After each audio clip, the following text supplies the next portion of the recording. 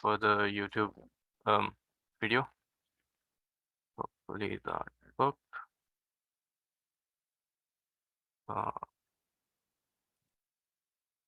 Okay. Okay, let's start. So welcome everyone. This is our sixth Computer Science Grad Society talk.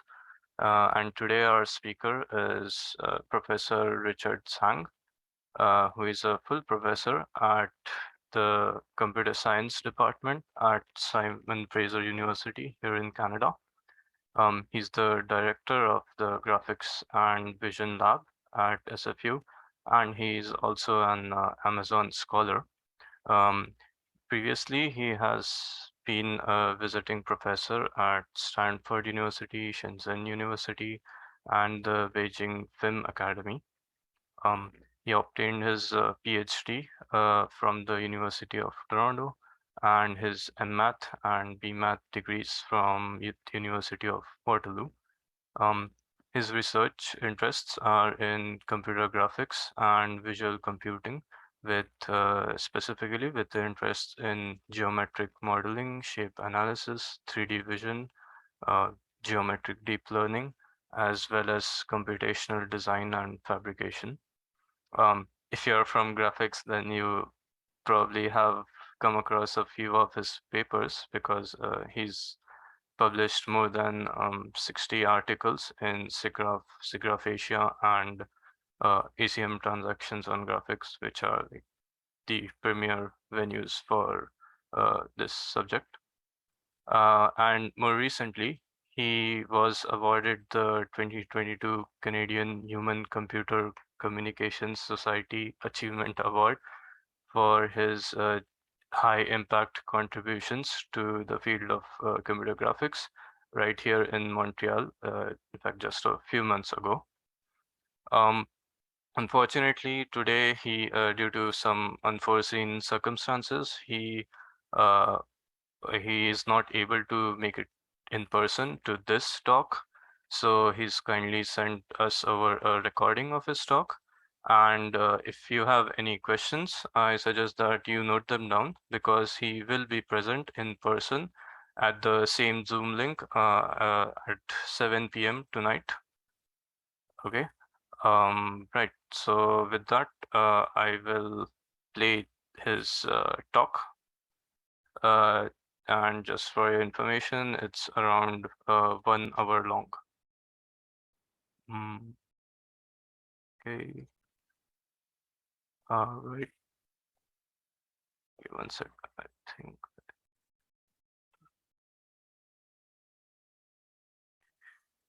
Okay, let me know if you can't hear the audio, but I think I've got my settings correct. Okay, so here goes. Me to give this talk, which is on structures and functions. And this talk is about 3D shape understanding and representation. Before I get started on my talk, let me first say a few words about my research area. So broadly speaking, I work in the area of visual computing. By now, it's a pretty standard term. It has its own Wikipedia page. And visual computing is all computer science disciplines that handle visual data. So today, my focus will be on 3D shapes, 3D shape understanding. But visual computing encompasses all kinds of visual data, including images, video, 3D models, and also 3D virtual environments as those used in AR, VR. I myself has been trained as a computer graphics researcher. Visual computing itself includes graphics, vision, VR, AR, image processing, visualization, video processing, and also human computer interaction. Of course, in recent years, almost every subdiscipline of visual computing has been, would you say, conquered? Maybe that's the wrong word. But there has been a lot of use of data-driven modeling and processing as well as machine learning. So a lot of my talk is going to be on the subject of geometric deep learning. So it's learning algorithms for different tasks involving geometry data, in particular 3D shapes. So let me start with this leading question that you probably saw from the abstract. And that question is related certainly to learning.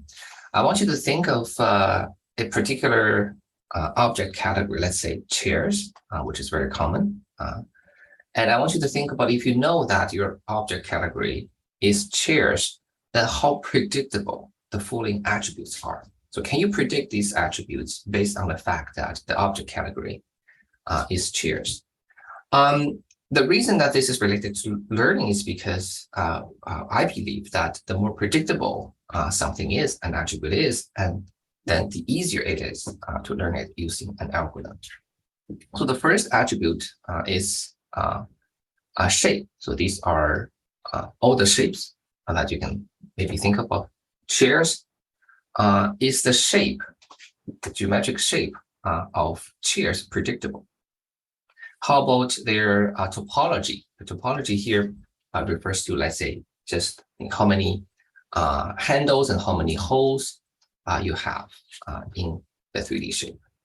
So these are two attributes. And how about the others? How about color? Can you predict accurately the color of all the chairs? How about texture? And how about material? So is any of these attributes that I listed here that predictable if we know that we're looking at chairs? Okay. Is this a chair? Okay, so well, this one looks like a chair, but I guess most of us would agree that it's really not something that I'd call a chair, right? Why is it a chair, or why is it not a chair? If you use chamfer distance, which is a very well-used distortion measure to compare or evaluate the result of, say, like 3D generative model. The way it works is that you produce something and you measure distance from this thing to what is known to be of this category. So maybe you have lots of chairs and you generate a chair, and then you use the chamfer distance to compare how close the generated model is to being a chair. Now, if you use that measure, you compare this thing over here to known chairs, your answer may be that it is indeed a chair based on this distortion measure. But is it really a chair? Okay, so some of us who do not think this is a chair may say, well, this is not something you can sit on. I believe all chairs should be something you can sit on. So the question of what makes a chair was actually asked in a pretty well-known computer vision paper by now. That was from the top computer vision conference called CVPR from 2011. And the title of the paper was precisely what makes a chair chair.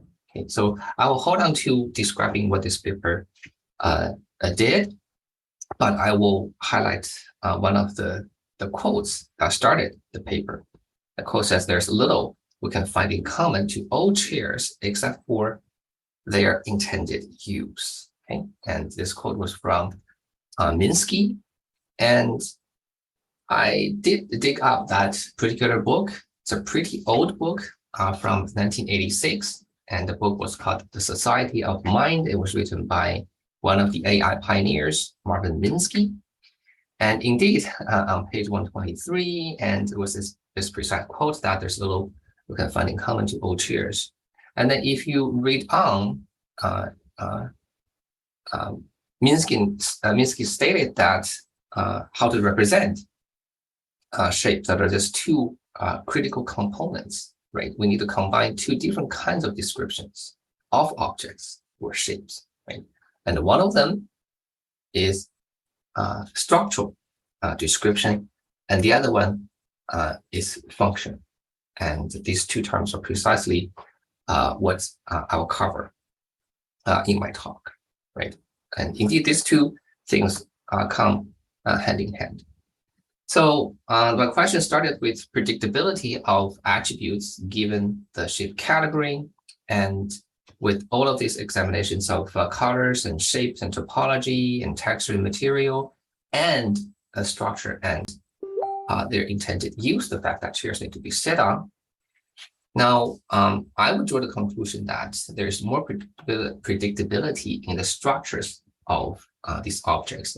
And that is really because of the commonality of the objects in the category, like chairs. And the functionality, like the functionality of the objects are mainly reflected by the parts of the objects and also their part relations. And in fact, object parts plus the relations is really the definition of the object structure. Here, I show you an example of two structures. Okay, so they're quite similar, right? Each one seems to have this, now we know this back and seat and then two legs. Basically, we're looking at chairs from one particular view. Now, the one on the left, we call it functional, and the one on the right is really non-functional chair. That's because of a particular relation with the angles between the legs and the seat that make it work, when here the angles do not work. So the chair on the right, it does not function. That's because of the part relation. There's something wrong on the right side. So my talk is going to be about 3D shape understanding, and it's going to be more than what it is. It's not like you are going to a scene or like an image, and you put this like the stickers or post-it notes on what these things are. It's not just classification and recognition. We're seeking the right shape representation that would not only help us improve the understanding part, but also want to facilitate manipulation and interaction, and also generation of 3D shapes. So what is a good shape representation? So a few things that sort of come to mind. Maybe one of the first is the so-called Occam's razor. Okay, that other things being equal, the simplest explanation. Well, okay, here we're talking about the simplest representation is the best representation. Okay, so this is about compactness of your representation. And there's another term that that you often find from the literature is called the minimum description length, or MDL principle. It's really talking about something very similar. And in machine learning, everyone is familiar with the autoencoder, okay, where you have this bottleneck layer that forces that your model to be compact. And this is, of course, one of the most prominent models for dimensionality reduction. And another thing that's very important is that a good shape representation should somehow mimic human perception. Okay, so how do humans perceive shapes? This has been studied a lot by people from cognition and psychology. And this is one of the prominent papers called Parts of Recognition. And it stated that for object recognition, the human visual system decomposes shapes into parts, and parts with their descriptions and spatial relations. Again, see, we're coming to these structures. These provide a first index into a memory of shapes. Okay, so in terms of what is a good shape representation, there's the notion of compactness, and there's the importance of shape structures. So I'm going to introduce to you what I believe to be a powerful structural representation of shapes, in particular human-made shapes, like the one that you see over here. And this representation is called symmetry hierarchy, where symmetry guides the grouping and assembly of shape parts. And it's forming a tree, a hierarchical organization for your shape parts. So symmetry plays a key role here. So why is symmetry so important? Why do we adopt a symmetry for this representation? So first, the symmetry grouping is one of the principles in the set of Gestalt laws, right? There's the grouping by proximity, continuity, closure, and symmetry is one of the principles. So indeed, what that says is that people tend to group things based on their symmetry.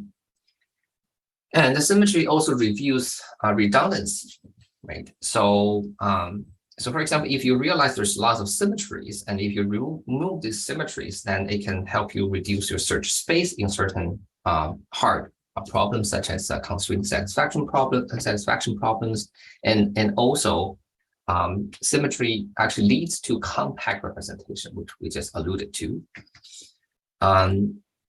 If you realize the symmetry, you do not have to store everything. You can store maybe one side and the other side can be obtained by some kind of an unfolding, right? So here I show an example. This is something maybe people in graphics certainly is well aware of. It's called marching cubes.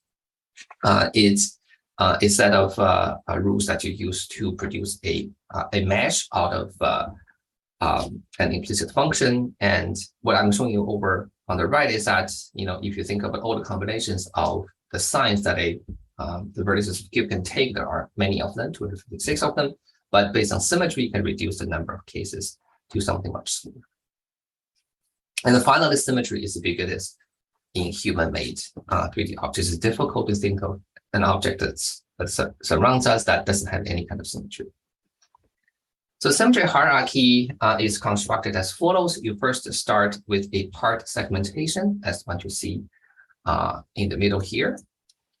And then we're going to identify symmetries. First of all, the self-symmetry, that the back of the chair has the self-symmetry, and also the symmetry between the parts. We care about reflection symmetry, and these two arm rests have that symmetry, and also rotational symmetry. It's among these parts in the leg of the swivel chair, and also connectivity. So with these relations, symmetry relations, and also connectivity relations, I'm going to form an initial graph. So here, reflection symmetry is indicated by these green edges, and the rotational symmetry are given by the red edges, and you have these blue edges for connectivity. And with this initial graph, I'm going to consider a bottom-up contraction. This is like a grouping operation. So if two parts are symmetric, like these two arm rests, I can group them. So I contract the graph, and also contract graph by grouping things based on their rotational symmetry, and also assembly, which is based on proximity. If two parts are connected next to each other, then I can group them. And I can then do this recursively. So recursively, if I contract my graph, I'm going to get a tree, right? So the interesting question here is, there are many orders in which you can do the graph contraction. Then what is the best order? Okay. In other words, what's the best tree? What's the most meaningful tree you can construct based on the set of parts and their relations? So the first attempt back from 2011 was this model-driven or rule-driven. So basically, we define a set of precedence rules. We say that to do this first and do that second, and then based on those set of rules, we're going to come up with an algorithm to construct these symmetry hierarchies. There were two guiding principles. So one is symmetry-based perceptual grouping. That symmetry takes on precedence, right? In a lot of cases, takes precedence over connectivity because humans tend to group things based on symmetry, and also compactness. We would like to have a smaller tree if possible. And here are some examples of these rules that we defined. You can kind of handcrafted rules. The first one is symmetry grouping takes precedence over assembly. So here you have A1, you have A2, you have B. Which of the two you group first? Well, based on symmetry that A1 and A2 possess a reflective symmetry, you're going to group A1, A2 first before A2 and B, right? So this first and then the connectivity. However, there's an exception, right? If you have such a situation, you have two sets of parts, A's and B's, that are symmetric, then in this case, you group this first, and then you do kind of an unfolding to get the other side. And the reason this rule was defined was based on this compactness principle, because if you do it this way, then you get two operations, right? One by connectivity and one by reflection. But if you do this the other way, then you're going to have three operations. One of the first because it's more compact, right? So there are rules like this that we defined and to come up with symmetry hierarchies. Now, there are some nice things about symmetry hierarchy. It's structural, which is important. As I said, that good shape representation should be structural. And it also has compactness because symmetry helps you remove redundancies. And it also decouples the structures and the detailed geometry, right? The whole tree itself doesn't really care about, what, shape each part possesses.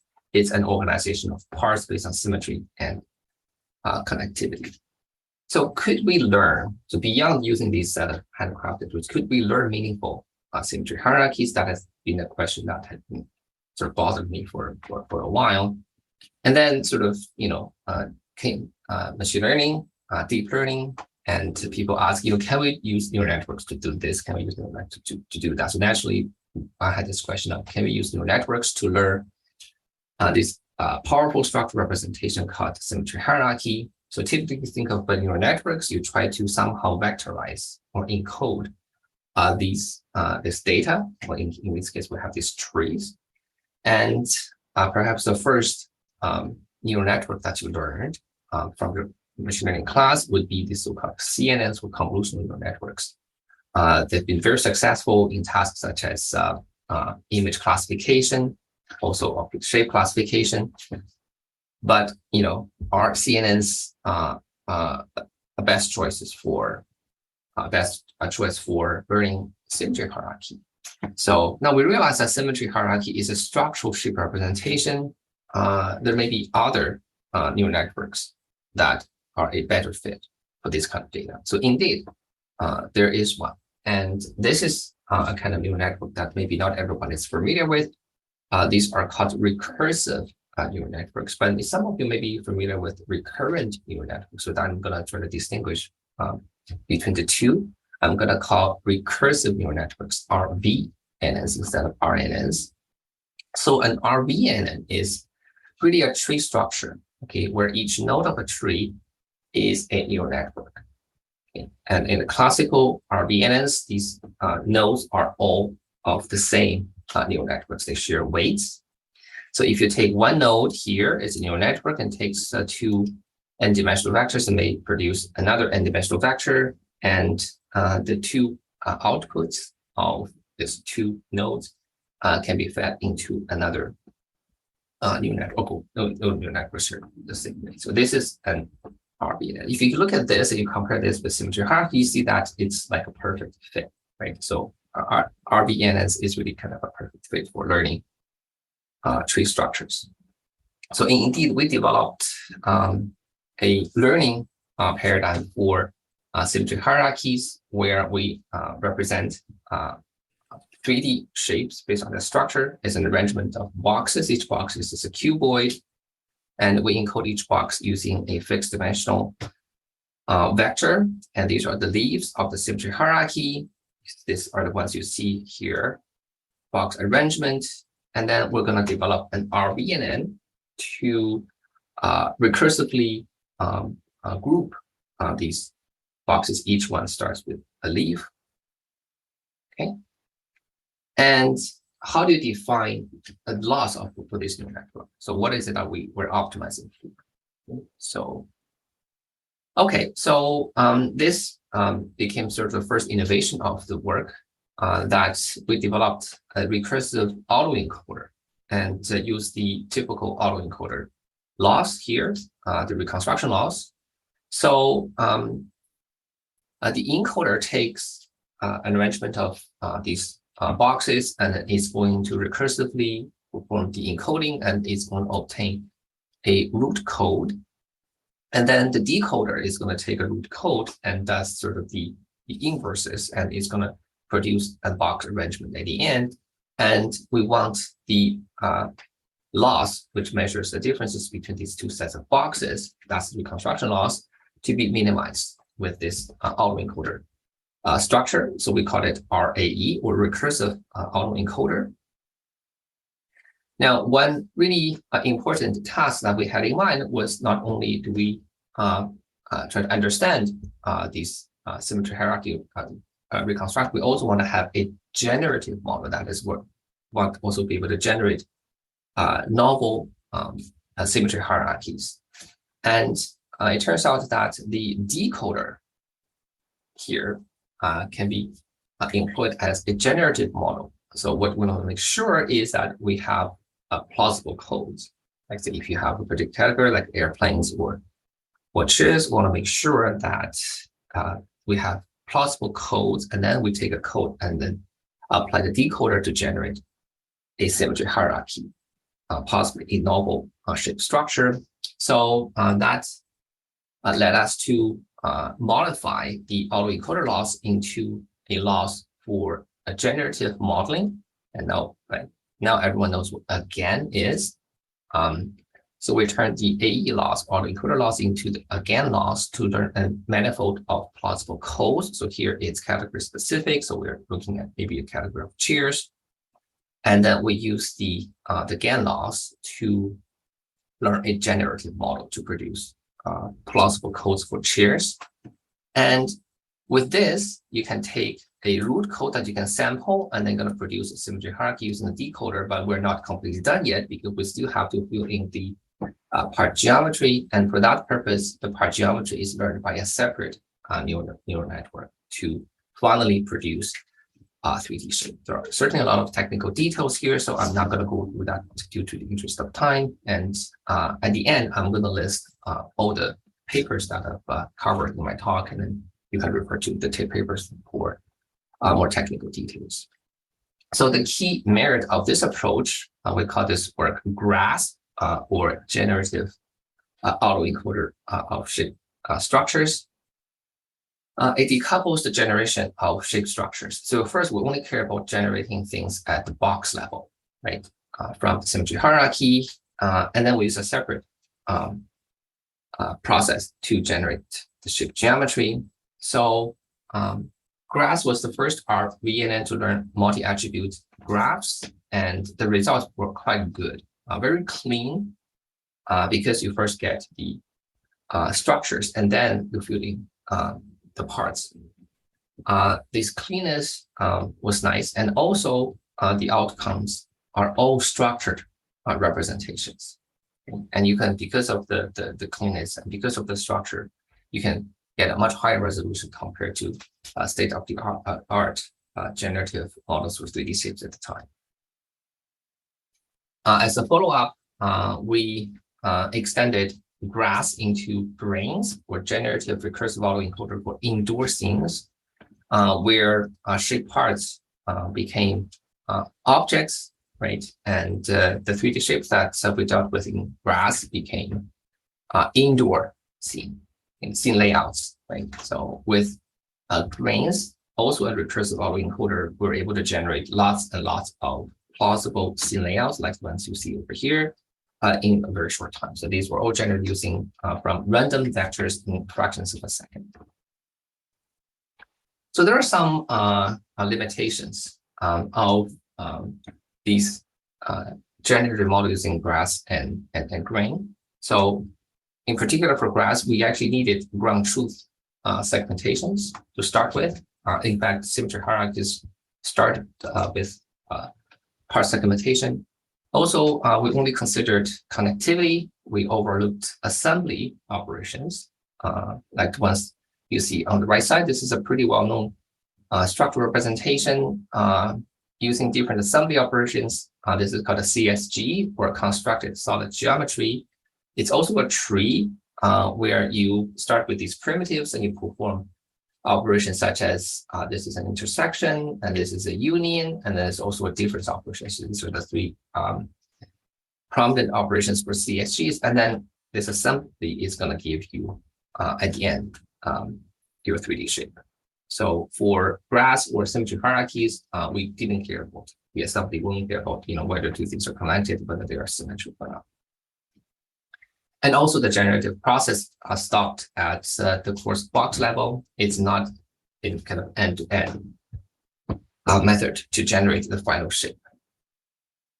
Now, this is 2022.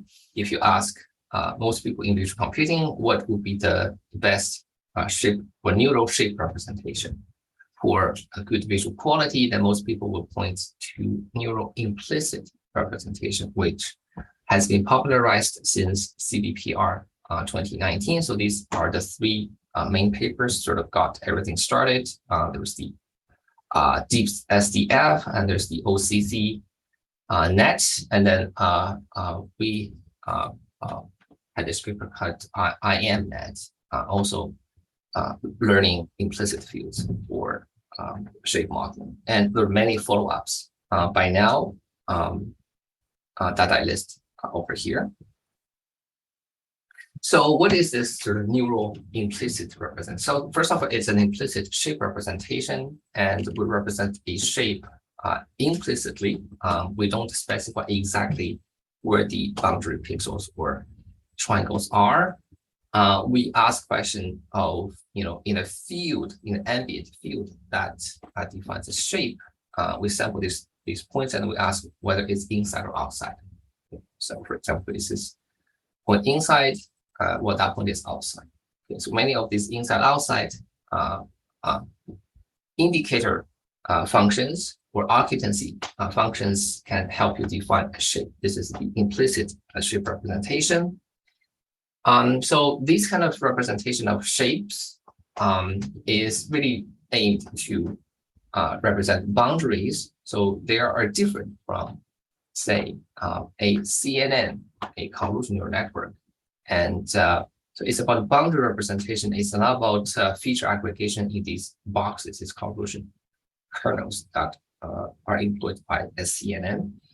And there has been beliefs that these representations in CNNs for images, for example, are really about texture inference.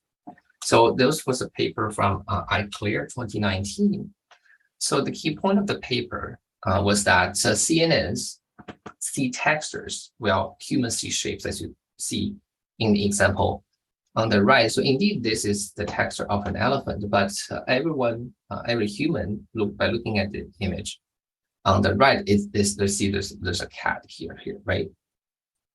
Okay, but if you train your image recognition method, okay, using ImageNet, then most likely it's going to say that this is an Indian elephant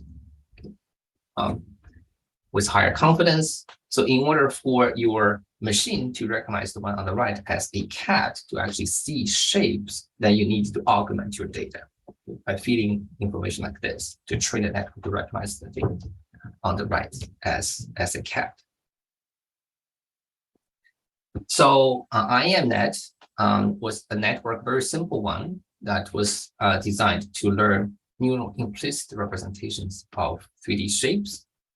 So I'm not going to go into too much technical detail.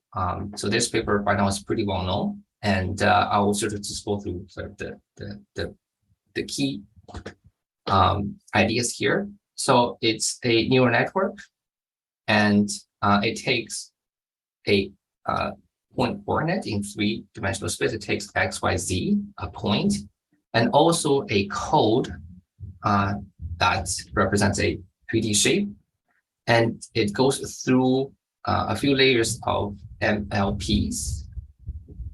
And it's going to produce an occupancy value, which is inside or outside as a flag. Right?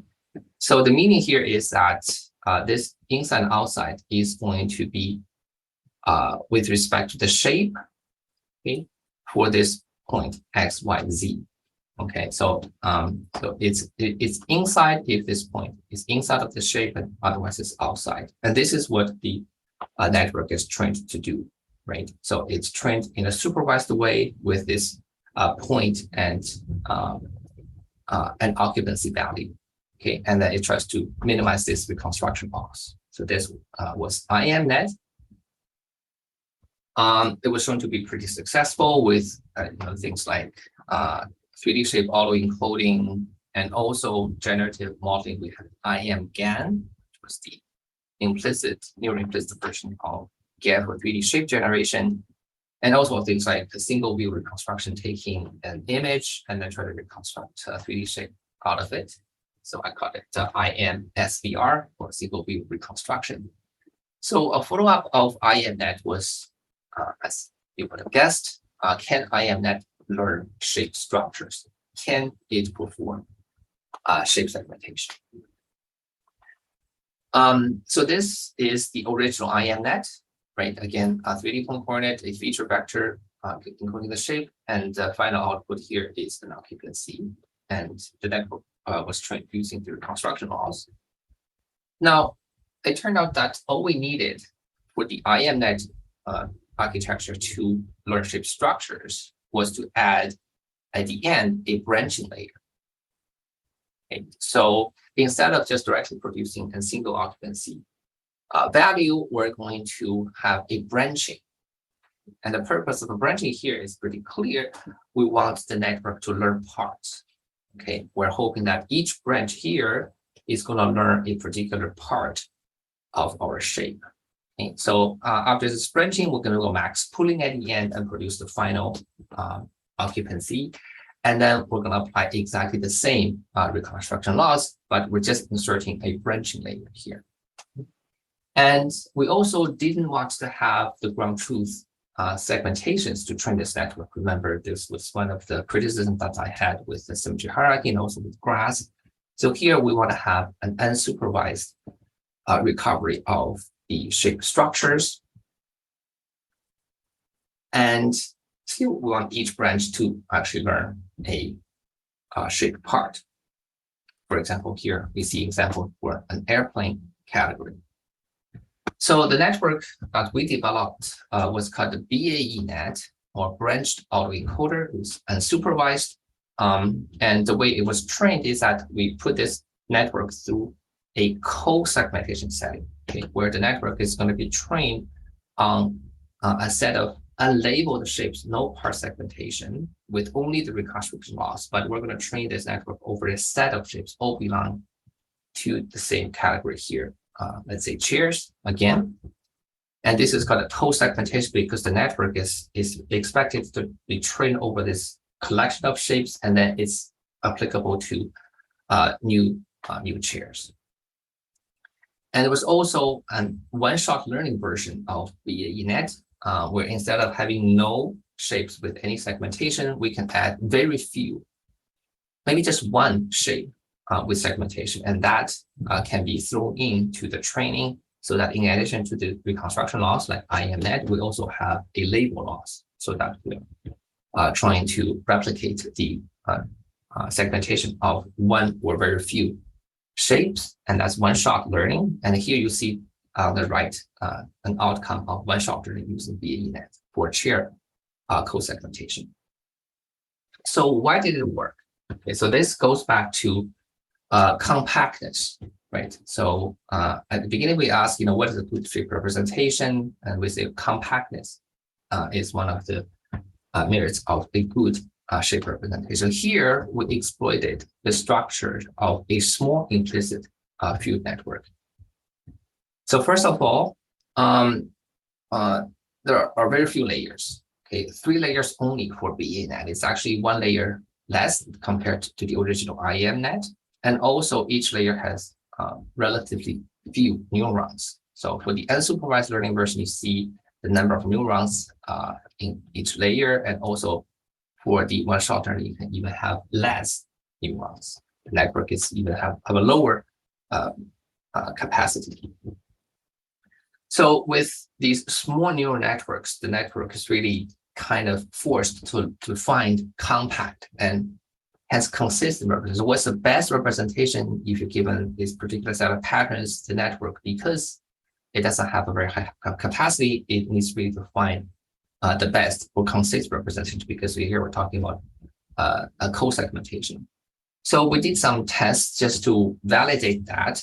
So instead of using chairs and airplanes, we use even simpler patterns. So here, for these 2D tests, we have these sets which were called elements, right? So it's 3 kinds of patterns: a triangle, a diamond, and also these crosses that are randomly placed with a black background. So you have these foreground shapes, these 3 kinds, and they can be randomly placed.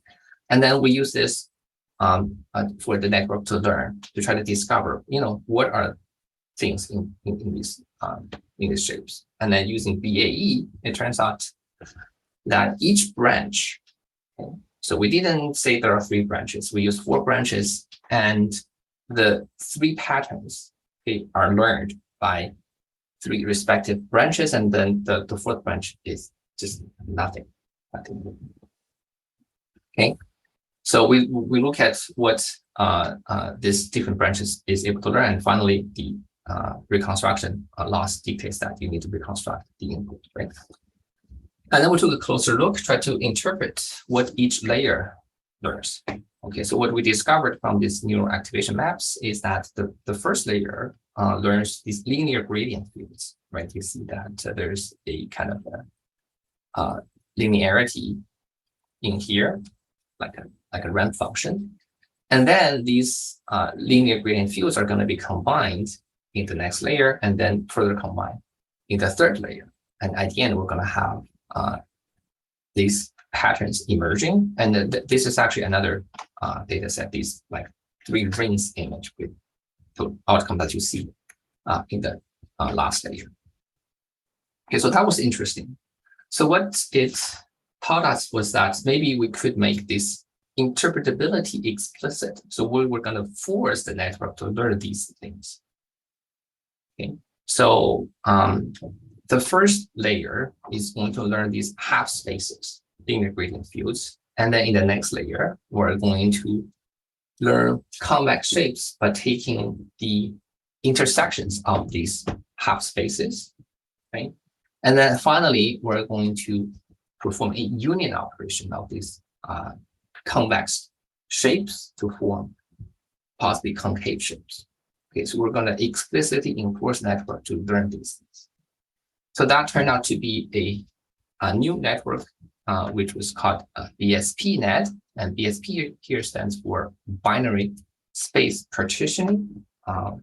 Classical concept from computer graphics. BSP trees were used for as a spatial subdivision for constructing visibility to speed up visibility computations. Right? So we call it BSP or binary space partition because in the first layer, essentially we have these half spaces, right, to perform the BSP, and then we have convexes through intersections and then unions to obtain concave shapes. This was also a network that learns an implicit field. Basically, use these planes that were learned to decide, decidedness, and then you have intersection and union, and at the end, it's exactly the same reconstruction loss compared to IEMnet.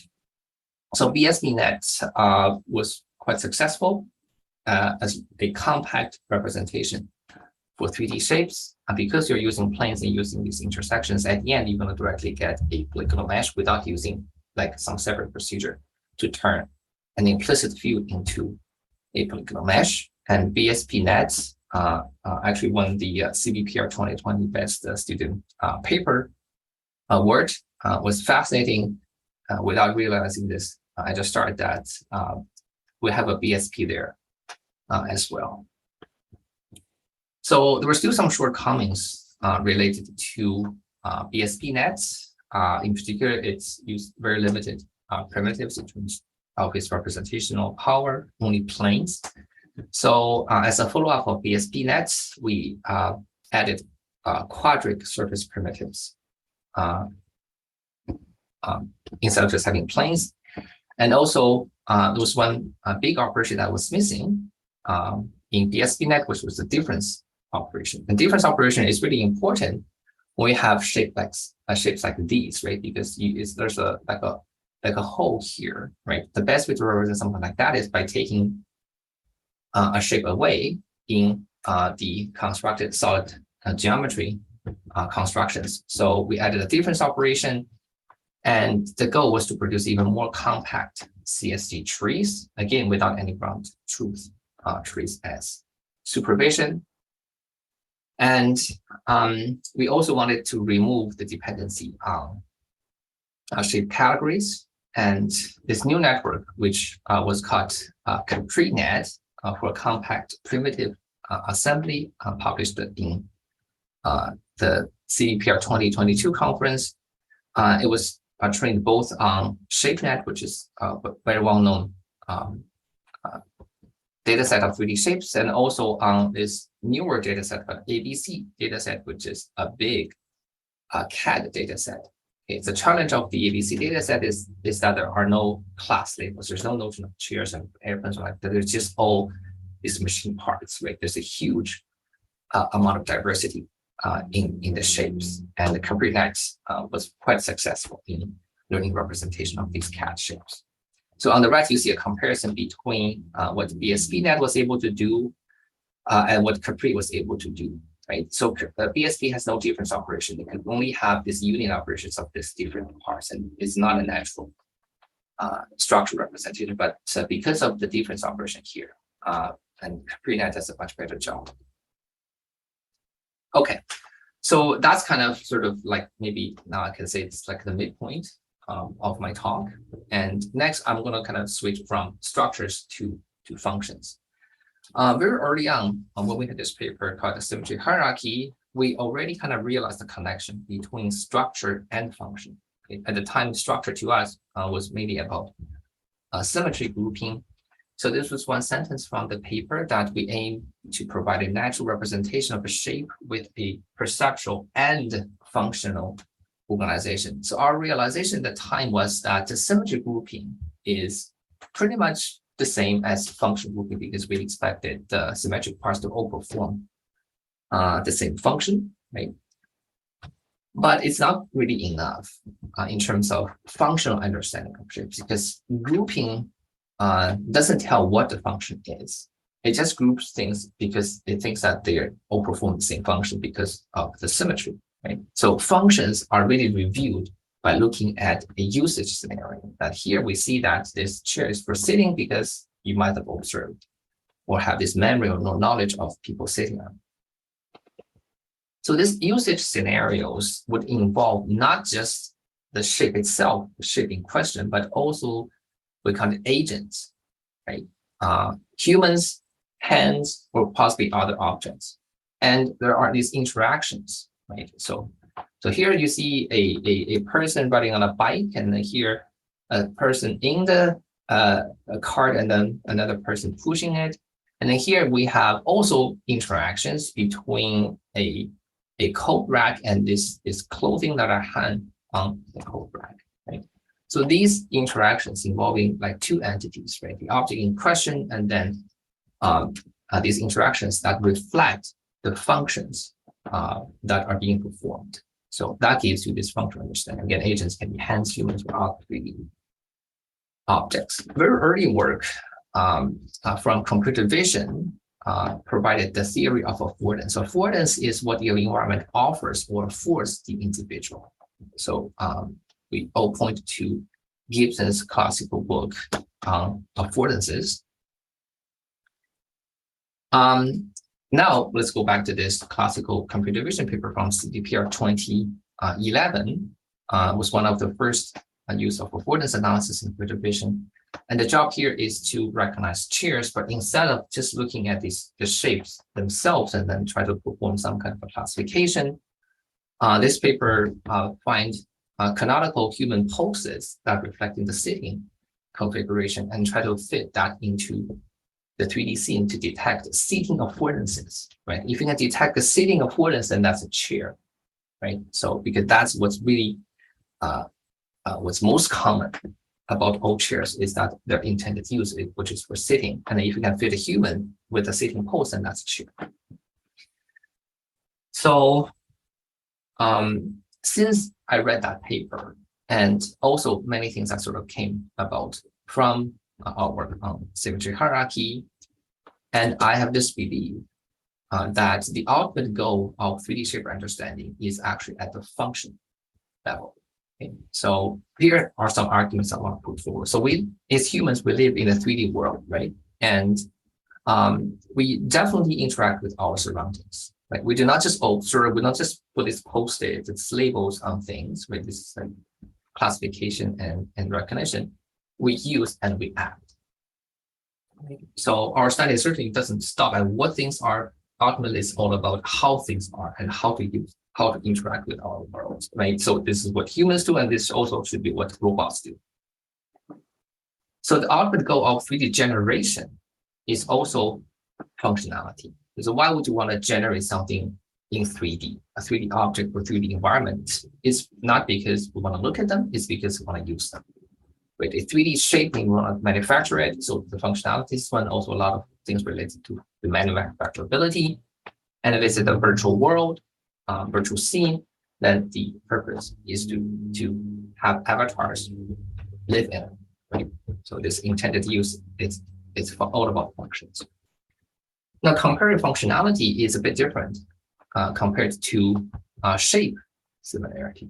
Okay, now if you look at these shapes in isolation, you may think these two are more similar compared to this two shapes. However, in terms of functionality, if you put the usage scenario into the comparison, then it's clear that the two shapes on the right perform the same function. Okay, so they're more functionally similar.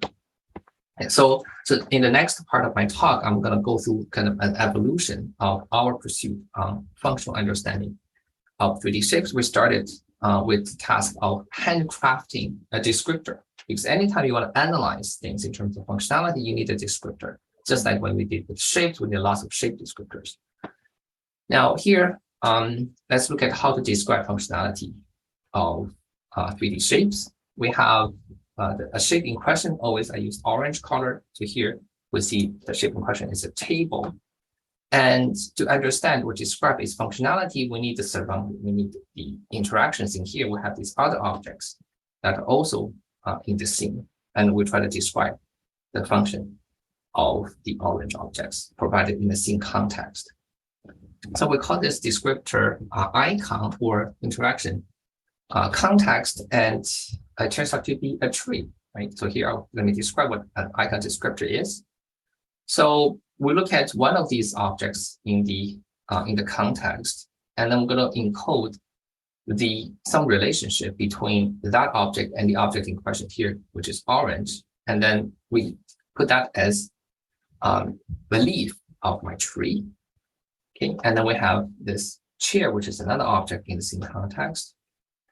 And then the interior nodes of the tree would describe the interaction between a group of objects and the object in question, right? So here, when I'm grouping these objects, they have some similarity because they're all on the table, right?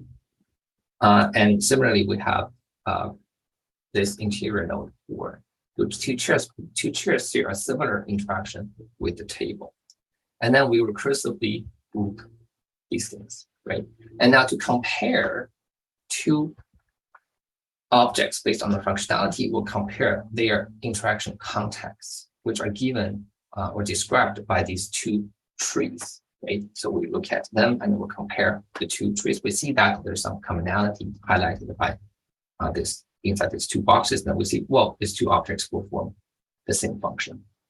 Now, how about just between two objects? So here we have these set of plates, and how do we describe their interaction? So two, again, this is handcrafted. So one of them is called IBS, or intersection bisector surface. We look at the two objects, we look at sort of the spacing between them, and we look at all the set of points which are equidistant to the two objects.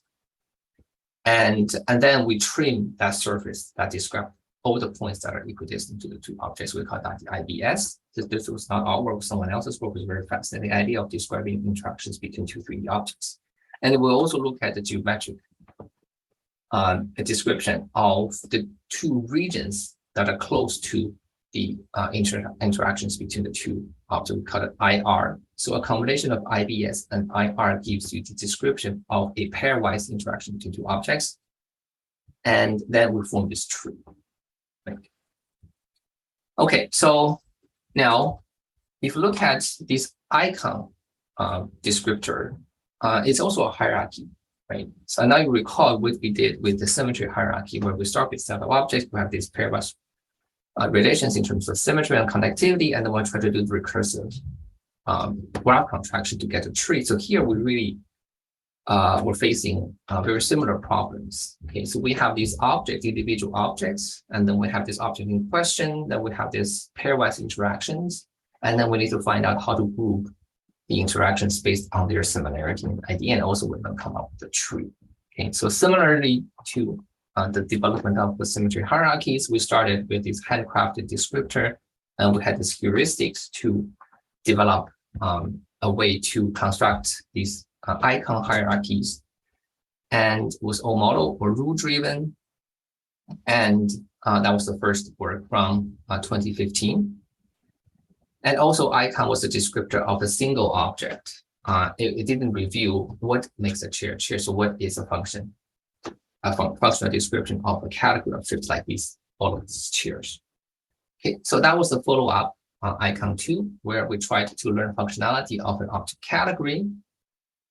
So it was built on icons. When you look at a set of 3D objects, all belong to the same category. So let's say it's hand cards, we have their icons, and then we perform a co-analysis of these interaction descriptions. We find correspondence structurally between these icon trees. Okay, so here you see that there are definitely some similarities and correspondences that you can discover based on the types of interactions that we have. And for the hand card, there are 3 types of interactions. One is interaction between the hand card and the ground, with the floor. And then also interaction with the human that's pushing the hand card, and also what the hand card may hold as an object of interaction involving an object that is being held or contained in the hand card. So there are 3 types of interactions that are encoded in the icon descriptors, and then we're going to perform a co-analysis to correspond them. And then we also needed to consider the geometric characterization of the interactions using this probabilistic map we call proto patches. So these maps describe one type of interaction of the objects contained in the hand cards, and then these are the handles, and then certainly the interaction with the force. So there's also some geometric similarity or consistency between these patches that perform the interaction. And then the functionality models describe a object category would have these proto patches. Okay, their own descriptions. These are unary properties of these proto patches, and also we look at again the relations between these proto patches. So it's really a structural representation of the functionality. Okay, now with that description, if we have a new shape, we're able to test or classify the shape based on the functionality models that we learned from our shape collections. So like hand card, then this is hand card. Although geometrically it may not be similar to these other hand cards that we know, but in terms of the functionality using the icon descriptor, we see that it belongs to this category. So icon 2 was developed as a way to understand the functionality of an object category. So what makes a chair, what makes a hand card, but still there was more to do. So first, these icon 1, icon 2 didn't really consider the part level functionality, and also there was no motion or dynamics to the functionality. Okay.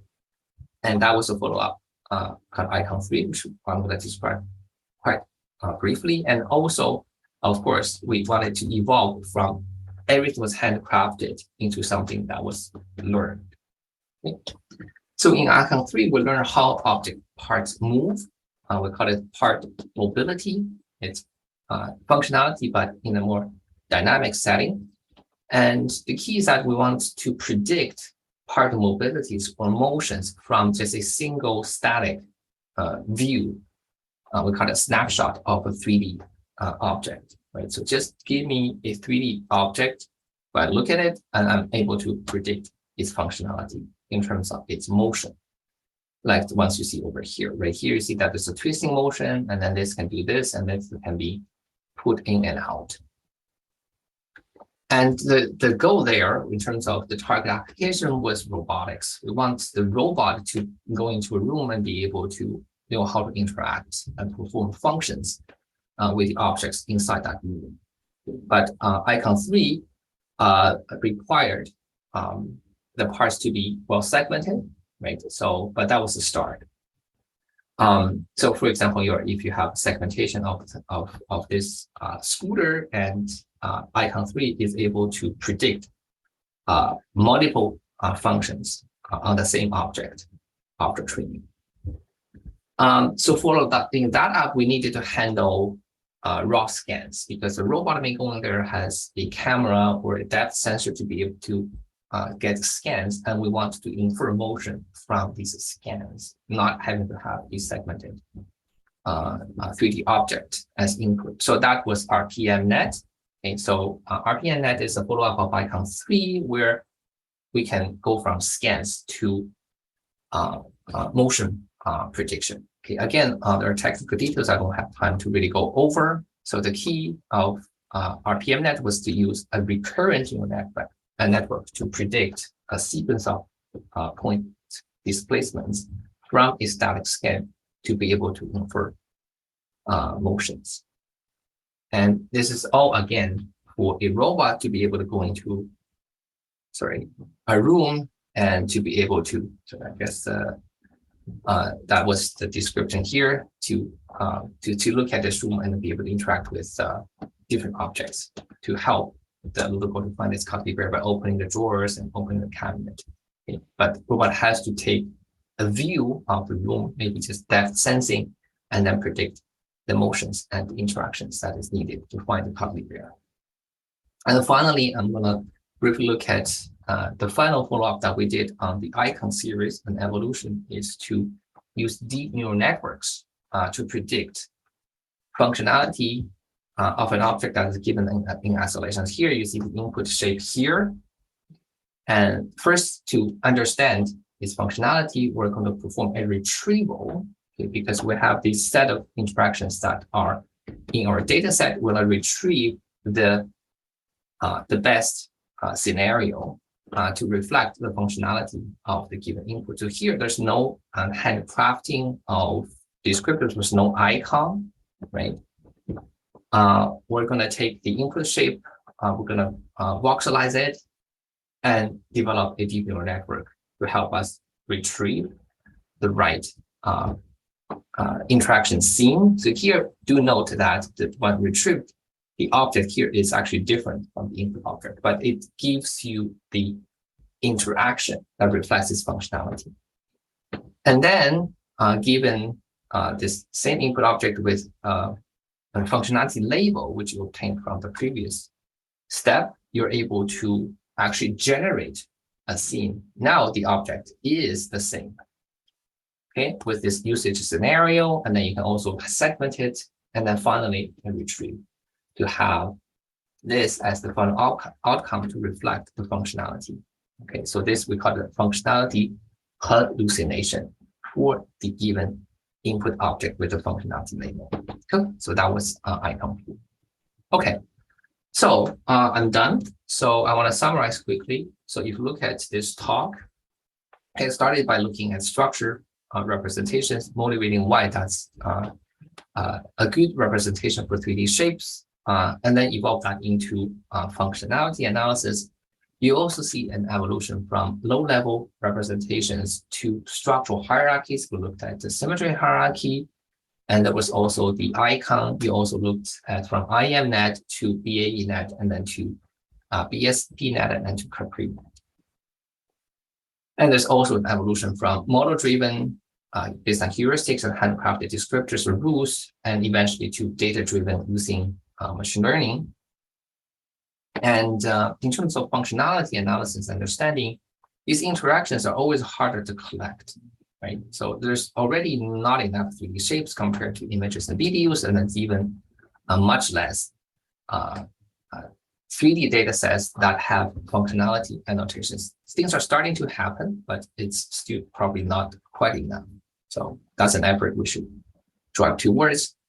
And also, if you think of develop these new networks to analyze understanding functionality, is it possible to find a differentiable loss for functionality analysis? That's another challenge.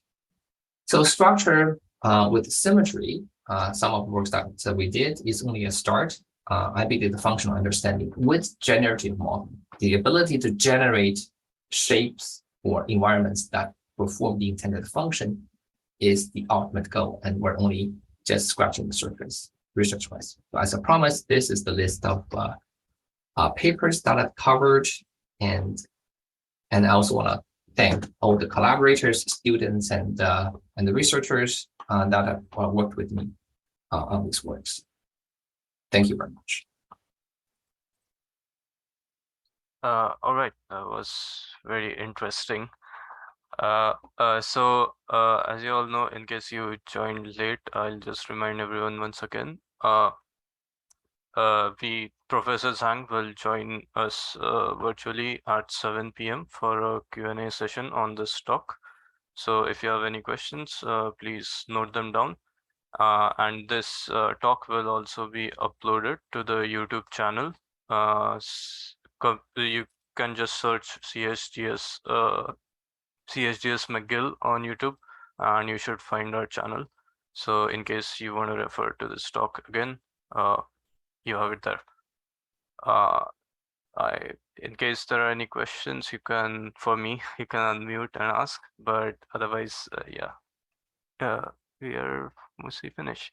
Thank you for coming as well, all of you, and hopefully see you at 7 if you're interested. Happy to help.